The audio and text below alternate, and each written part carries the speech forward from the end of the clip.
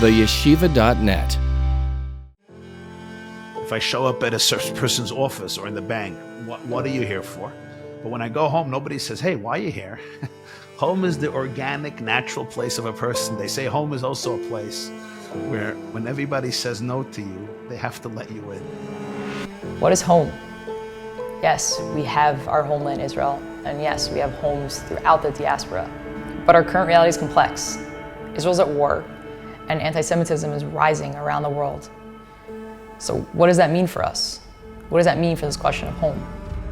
Join me, Izzy, as I speak with Israeli and diaspora Jewry to better understand this new complex reality and unpack where we put ourselves in this physical and spiritual war. This is the My Israel Narrative podcast.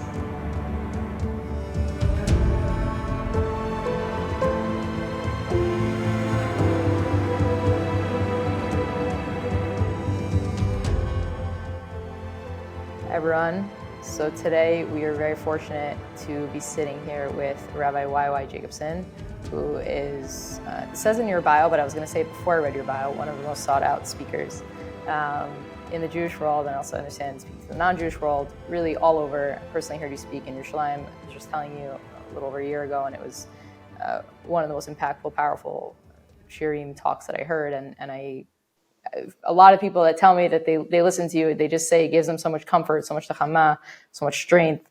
So I feel very fortunate to be sitting here to have this conversation, especially in these times. And hopefully, like I said, we can kind of just have an open, raw, honest conversation. But also, as always, I like to just kick it off. If you'd like to share a little bit, anything that we should know about you, about something maybe you're working on right now, interesting fact, a thought you had today, just feel free, kind of kick it off with that.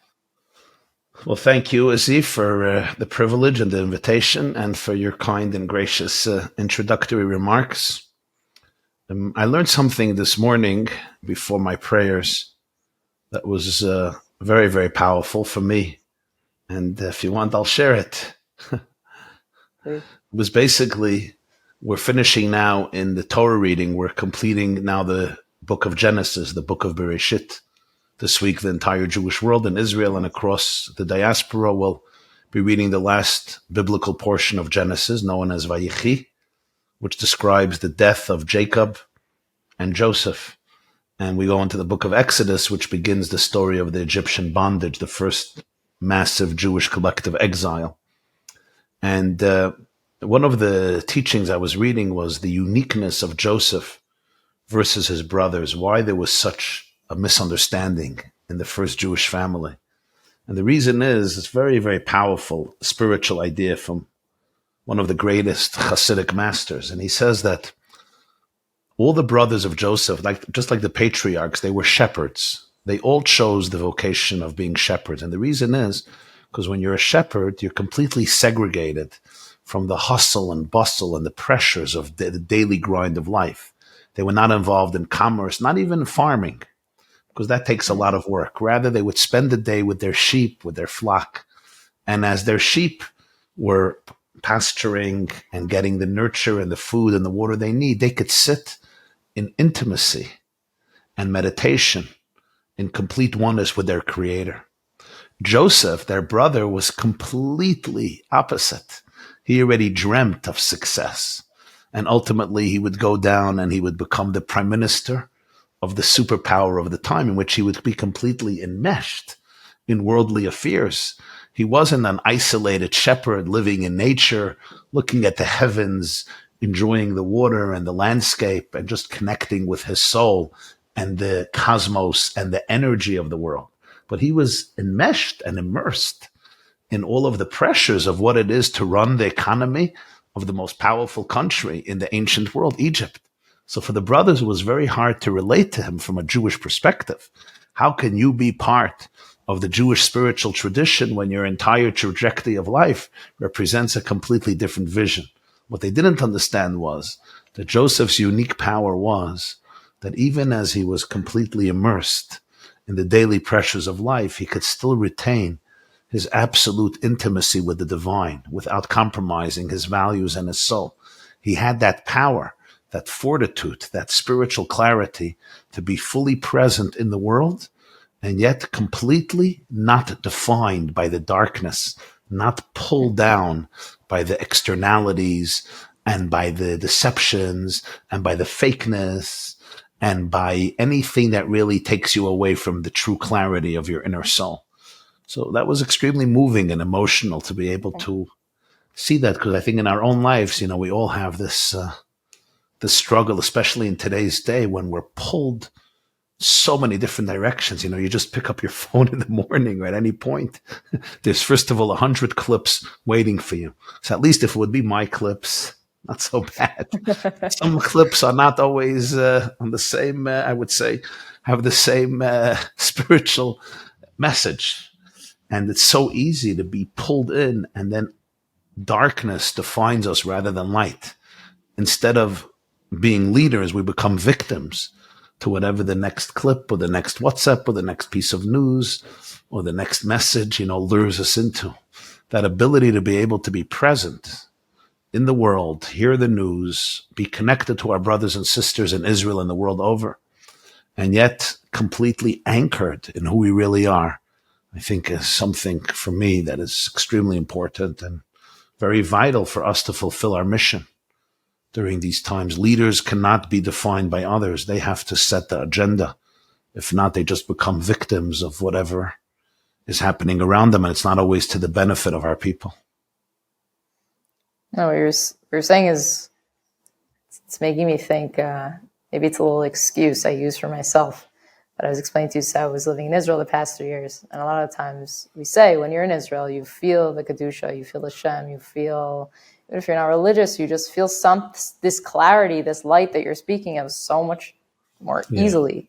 Yeah. And since being back in New York, especially in a time like this, I kind of had this rhetoric in my head of, because it's just harder here. So I just, I'm going to feel more darkness and more whatever. And I had it.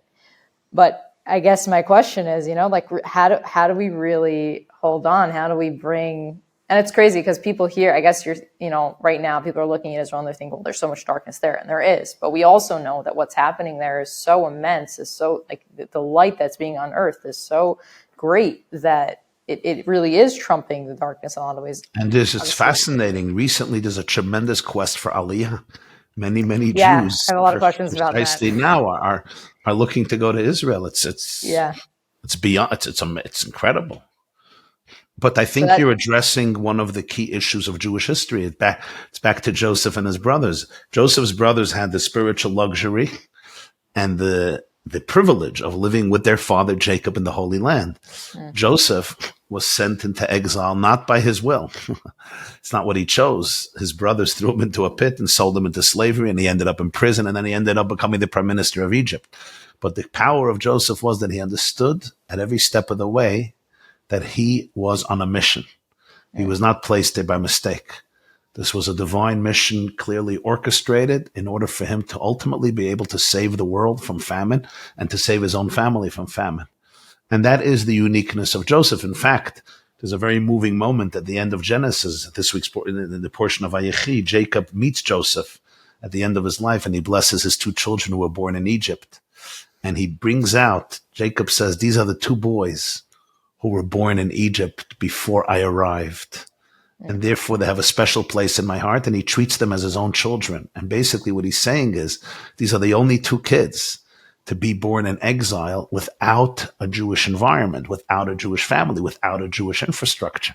All the other grandchildren were raised at the bosom of their grandfather, Jacob, who was, of course, the son of Isaac, the grandson of Abraham. But these 2 boys, Joseph's boys, Menashe and Ephraim, were born on the soil of Egypt before Jacob arrived, before the brothers arrived. And Jacob understood the power of that, because these 2 boys demonstrated the ability of the Jewish people to succeed even on foreign soil. Rather than assimilating, they could remain anchored. And I think the fact that today there are 6.6 million Jews living in Israel, let's understand the power of that, because in a few years, God willing, half of the Jewish people will be living in our homeland, in our eternal homeland. That is something that has not occurred since the days of the first temple. Since the days of the first temple, you're talking about thousands of years ago. During Solomon's time, the entire Jewish world was living in Israel. But afterwards, shortly afterwards, there was an exile. The 10 tribes were exiled, and then the other tribes were exiled. So we're dealing with a history literally in the making, that almost half of the Jewish people today are living in the homeland. How did this miracle happen after 2,000 years of being dispersed and persecuted? And today millions of Jews are living in Israel, surrounded by sworn enemies. The Medrash compares us to a lamb encircled by 70 wolves, one lamb by 70 wolves. But we're there, and we're there to stay forever. So people often don't understand what contributed to that. What contributed to that is the story of Joseph. Joseph represented the ability that wherever Jews were, they never forgot their roots. They always remained anchored in their faith, in their history, in their tradition, in their God, and in their homeland. That was the example that Joseph set for all of Jewish history. That's why we are all of us living in America, wherever we're living, are all students and disciples of Joseph, if we want to remain Jewish. And who doesn't today? So I'm hearing kind of two things, like in speaking to this idea of knowing our mission. Because right now, so you mentioned some people are thinking, let me pick up and make Aliyah. I want to take this Jewishness, this who I am, and go be in our eternal homeland. And many others who, for many, multitude of reasons, are not making that choice, can't make that choice. So what would you say, what's their mission? Where if we can't right now be placing ourselves in our eternal homeland? I'll tell you, it's a great question. And everybody has to ask themselves, really, where do I belong? Where does God want me? On Simchas Torah, 5784, October 7th, 2023, I believe, every single Jew living in the world was drafted to war. Every one of us was mobilized. Yes, there are those holy, brave soldiers who were drafted to the front lines and are sacrificing. I'm going to try not to cry too much, and are sacrificing their lives every day for the Jewish people and for Israel and for really all innocent people in the whole world. Because what Hamas did in the southern Israel, they would like to be a promo act and ultimately, bring it to a theater near you. Israel is the big enemy, but every American is an enemy. Every Westerner is an enemy. Every infidel is an enemy. So there are those of us who are mobilized to the front lines. But every Jew in Israel, of course, but also abroad, was mobilized into the war because the Jewish people are at war. The question we have to ask ourselves is, what division I was mobilized to? Every army has many divisions. Some are doctors and nurses and chefs. Some are the generals and commanders who strategize. Some are the foot soldiers. Some are involved in PR. And then there are those who give the army the morale. But every single one of us is in a war, and we have to ask ourselves, ask not what my people can do for me. Ask not what your people can do for you. Ask what you can do for your people, what you can do for your homeland. And I think every single one of us, wherever we are, we have our sphere of influence. And that sphere of influence must be utilized in the maximum way to be able to stand up and to fight the war we need to fight. The first is the spiritual war. The spiritual war, that's the greatest Jewish weapon because we're here. The fact is, 4,000 years later, we are still here. And the reason we're still here is because of our spiritual weapon. Our spiritual weapon is the study of Torah and the celebration of mitzvot and our emunah, our faith, and our unity, our Hamas-Israel. So every single Jew who immerses themselves in strengthening and fortifying their spiritual core through Torah, mitzvahs, faith, prayer, unity, are directly contributing to the war effort of the Jewish people. We need strong, proud Jews physically, but equally, emotionally, ideologically, spiritually. When we are at our home front, those of us educating our children, inspiring our students, every one of them is mobilized to the Jewish triumph, to the Jewish journey towards victory. We don't underestimate these types of activities. It was already Jacob, talking about Jacob, who told his son thousands of years ago, he said, as long as the voice of Jacob will remain powerful, the hands of Esau will not be able to defeat him.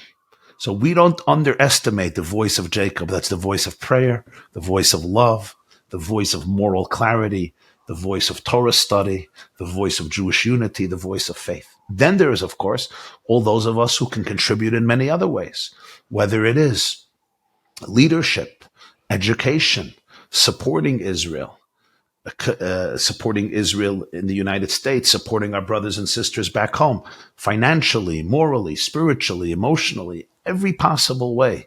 But every single Jew today has to ask themselves, what is my mission today to be able to be an indispensable part in making sure that the light prevails over the darkness, that the good defeats the evil, because this is a global confrontation between good and evil. And as always, the Jews are the miners, canaries of history.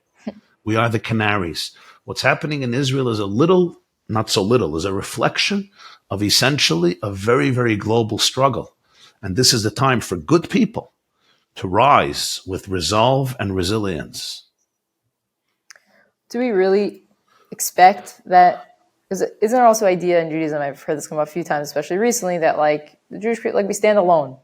Like it's not necessarily about trying to get people to see our side. It's just about us doing good for the sake of us doing good. Like at the end of the day, and I ask this because I think what I'm seeing is a lot of emphasis on break down the shekers, break down the lies, tell people they're wrong. And it feels almost, it's sometimes like a misplaced energy, use of energy. It's a very, very good point. I think sometimes debating individuals who are not really looking for truth is a waste of time and a waste of energy. Right. And will simply drive you crazy and make you feel so angry and full of despair. It's simply not worth your time and energy. Somebody who's looking for truth, yes, by all means. If you're looking for truth, right, I will talk to you for hours. But if you already have an agenda set in your mind, you hate Israel, you hate Jews, or you've been brainwashed and indoctrinated, what am I going to waste my time with you? That's right. Very important to understand. Another important thing to understand, though, is that there are good people. In America, there are many good people. Across the world, there are many good people. And they all need and want and are craving to hear a clear moral Jewish voice based on our history, based on truth, based on authenticity, and based on moral clarity. The good people in the world are craving for Israel to be stronger than ever, even when sometimes they give lip service to various countries just to flatter them and appease them and make believe they're pressuring Israel. Deep down, most good people in the world want Israel to go all the way because that makes them safer. Right. Remember, Islamic fundamentalism is a danger to every human being who wants to live in freedom around the globe, whether you're in Australia or you're in London or you're in Paris or you're living in Los Angeles or Manhattan. So any good and normal, rational person understands Israel is fighting a war for the whole world. And that comes to the last point, and that is one of the greatest mistakes that Israeli leaders have made and Jews have made over the years is we wait for the world to tell us what is moral and what is not moral, when it's really the opposite. The world is actually waiting for the Jewish people to rise up and to demonstrate what morality is. Nobody has to teach the Jewish people about morality. We're the ones who brought morality to the world at Sinai. The 10 Commandments come from the Torah. The idea of good versus evil comes from the Torah. The idea that every human being was created in the image of God and their life is sacred. That comes from the Jewish people. We know that life is sacred. This is what we've been fighting for literally 4,000 years. This is what we've been fighting for, that life is sacred, that every person is sacred. The world needs Jewish people to be strong and resilient and be obsessed with goodness and allergic to evil. This is exactly what the world needs. It needs strong, powerful Jews who don't allow compassion to become literally a way of helping evil survive. It sounds like in all of your saying, it's like Israel is almost just like the physical manifestation of what we're supposed to be bringing to the world. Like that is like the epicenter of this. So Israel is the epicenter of the world. The world knows. Everybody calls it the Holy Land, the Holy Land. Right? Everybody knows it. The only people who sometimes don't know it are the Jews. Nobody thinks Israel is a regular country. Only Jews try to say, oh, we're a regular country. Nobody thinks the Jewish people are regular people. Only we do. We're trying to convince ourselves for thousands of years that we're a regular people. Now look at October 7th. In Syria, 500,000 people were murdered. 500,000. You know how many children? Tens of thousands of children. I didn't see one demonstration.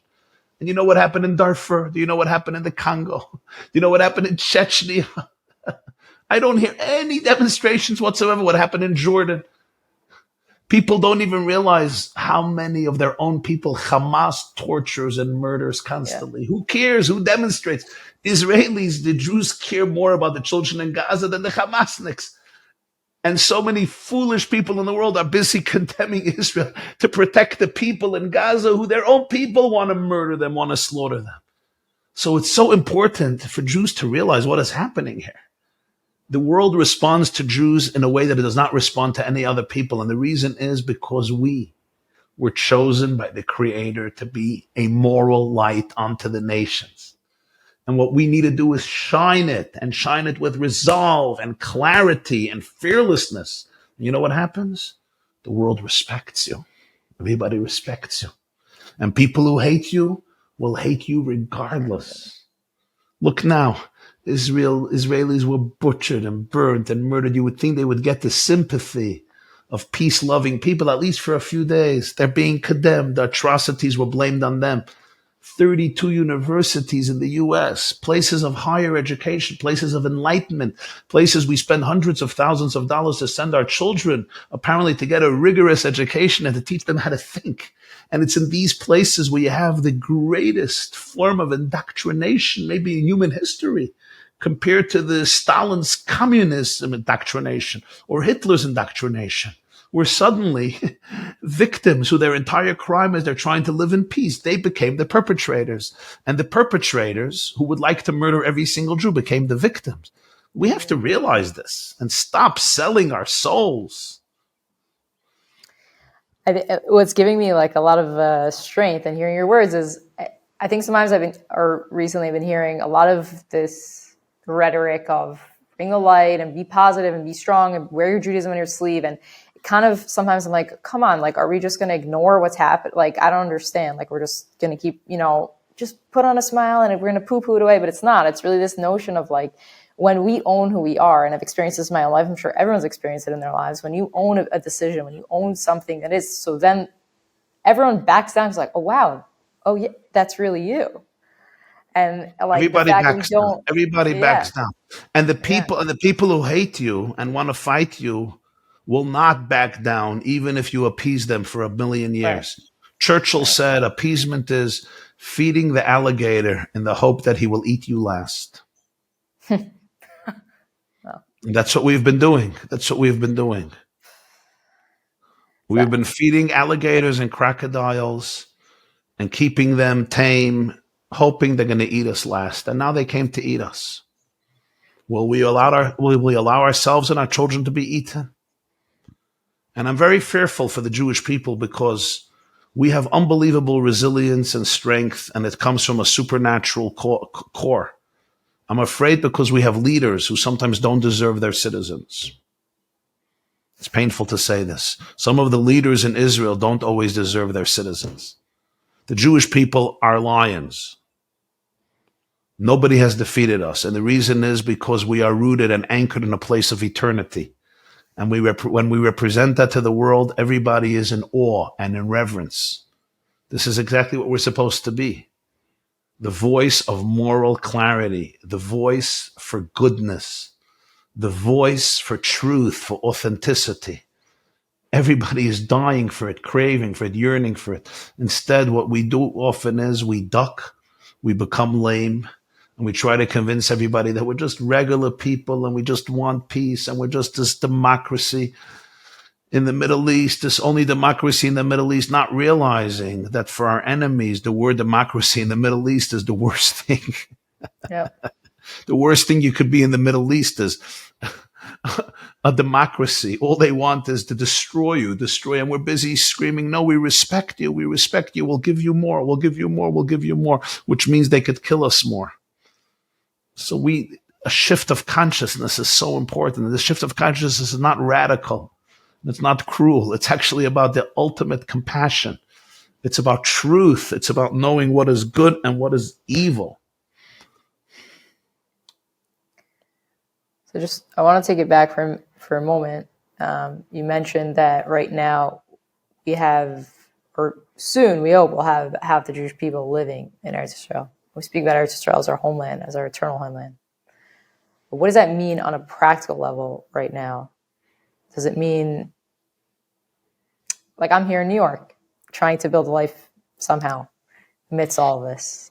What does that mean for me that Israel is my homeland?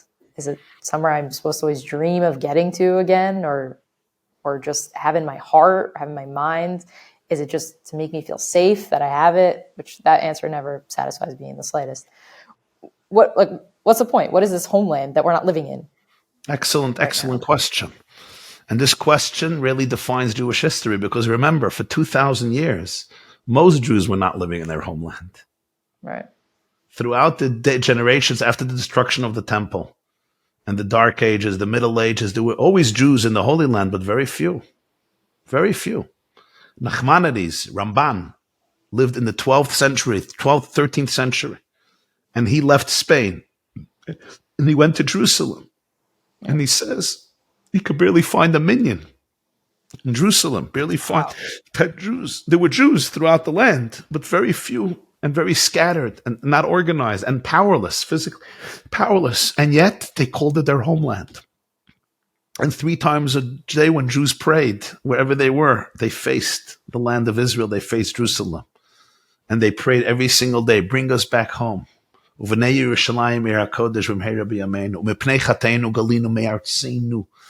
the Sabbath, Saturday prayers, they would say, we have been exiled because of our sins. We've been exiled from our land. They still called it our land, our homeland. And it's fascinating that in history, most of the great empires that took Israel, they tried to make it blossom, because when the Jewish people owned it, it always blossomed. Today it's blossoming. It never did. It never demonstrated kindness to any other people.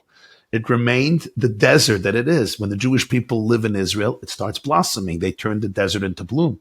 So it works both ways. There's a relationship. And I think really what it means is that the Jewish people's spiritual and historical roots literally exist in the land of Israel. It's like a tree. In this tree, even, for the tree to live, you can't detach it from its roots. The miracle of the Jewish people is that our tree, wherever it lived around the world, from Russia to Poland, Galicia to Western Europe, South America, North America, Australia, New Zealand, wherever it was, we were in Japan or in Africa or in Europe and Asia, our roots always remained in the Holy Land of Israel, and the Jewish people feel it. It's literally like your home, the home where you grew up in, right? Even when we get married, our father and mother remain our father and mother. Our brothers and sisters remain our brothers and sisters. But you're not living there. It's not your home. It may not be my physical home, but it's where my soul developed. And in this case, it may not be the home where I was born or I grew up in, but the soul of every Jew was molded and crafted on the streets of the Holy Land, by the patriarchs and the matriarchs, by our prophets and kings and judges and poets and sages and mystics and rabbis and tzaddikim and ordinary women and men who walked on that soil for thousands of years.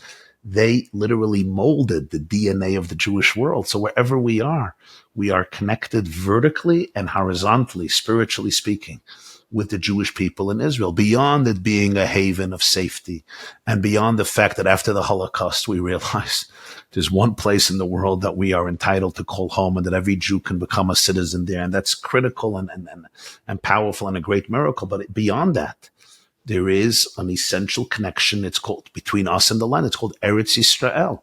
The land of Yisrael. We're called Bnei Yisrael, the children of Israel. Children. And it's very important because, I can have a friend and we can be close, and then we separate and we move on. But if I'm a child, I can never separate from my parents. So Bnei Yisrael means we are children of Yisrael. There's something inseparable between Yisrael and the Jewish people, and that includes the land of Yisrael. And that's why what happens in that country affects every Jew, even thousands of kilometers and miles away. It's not only because I have family there or because I know the people. I may not know the people. It's not just because we happen to both be called Jews and we have ancestral roots. That's not what does it. Fine, you could feel bad. That's not what happens. Why are Jews in America not sleeping since October 7th? Why are people reciting Psalms around the clock? Why is everybody so addicted to find out the news in Israel? I don't have family in the south of Israel. I didn't know anybody personally in Kfar Aza or Be'eri, and yet we feel it's our brothers, our sisters, our children. Why? The answer is, if you're going to try to explain it rationally, you're not going to have an explanation. The answer is because the Jewish people are family. Our souls are one. We're all connected. We're all divinely connected for eternity. And what happens to you is happening to me. And what's happening to me is happening to you. We may not always be conscious of it, but that's the truth. Well, so I guess to end off on the note of this notion of home, in a few words, you could share just what home is for you. They say that home is the place that you don't need a reason why you're going there, right? If I show up in your house, you're going to ask me, how can I help you? If I show up at a certain person's office or in the bank, what are you here for?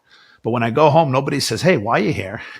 Home is the organic, natural place of a person. They say home is also a place where when everybody says no to you, they have to let you in. And I think in many ways that defines the home of the Jewish people. We don't need a reason to be there. This is the organic space where the Jewish soul individually and collectively blossoms. Exile is where we were sent because we had a mission there, but it's not the organic home of the Jewish people. Now, the fact is that many Jews still live outside of the land of Israel. And I think for everybody just to say goodbye and run to Israel, maybe for some people it's the right thing, but it's not responsible for many people because, you know, as my teacher used to teach, if you're in a leadership position in America or in other places, and there's many Jews who are dependent on you, it's very nice that you want to go spiritually perfect yourself, but it may be the wrong thing.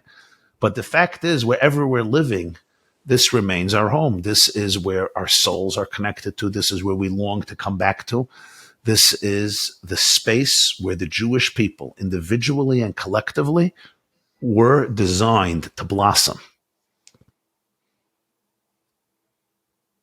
Thank you. Thank you very much, really, for all of that. I appreciate it, Rabbi. Thank you. Thank you for coming on and taking the time. Thank you. And may we all see the ultimate redemption when every single last Jew will return to his or her organic and eternal home. Amen. And peace will reign in the world. Amen. I hope it's before I post this recording. Amen. Amen. Thank you, Rabbi. And the comments then will be, this is outdated. Fine. There you go. We'll both be very happy. Thank you, Rabbi. This class is brought to you by theyeshiva.net. Please help us continue the classes. Make even a small contribution at www.theyeshiva.net/donate.